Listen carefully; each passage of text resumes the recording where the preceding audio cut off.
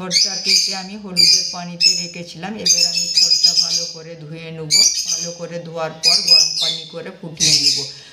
থোড়ের মধ্যে যে কোষটা আছে ফুটলে কোষটা বেরিয়ে যাবে। অন করে দিলাম, একটা কড়াই বসিয়ে দিয়েছি, কড়াইটা গরম হোক। এর ফাঁকে আমি থোড়গুলো গরম পানি দিয়ে গরম করে রেখেছিলাম, থোড়গুলো আমি হাতে করে এইভাবে একটু ভেঙে নেব।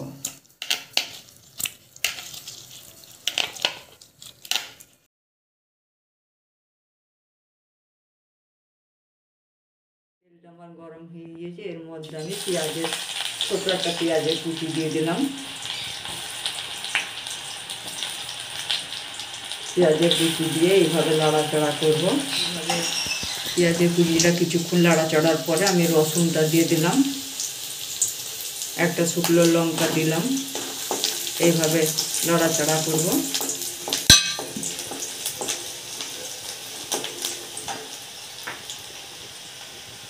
এর মধ্যে আমি কালো জিরে আর জিরে দিয়ে দিলাম। এবার এইগুলো এইভাবে নাড়াচাড়া করে আমি লাল করে নেব। আমার এইগুলো লাল হয়ে গিয়েছে। এর মধ্যে আমি একটা দিয়ে দেবো ডিম।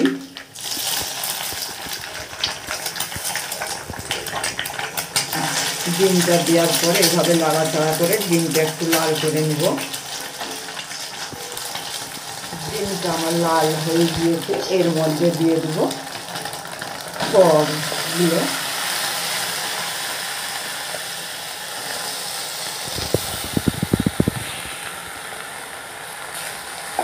এইভাবে আমি নাড়াচাড়া করে সবগুলো লাল করে নেব।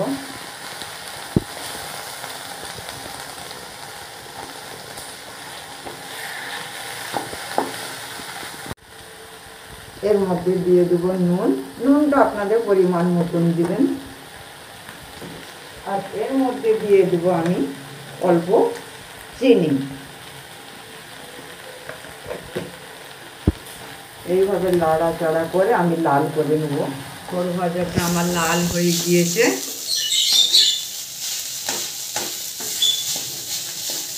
থোড় ভাজাটা আমার পুরোপুরি রেডি। এবার আমি গ্যাসটা অফ করে দিলাম।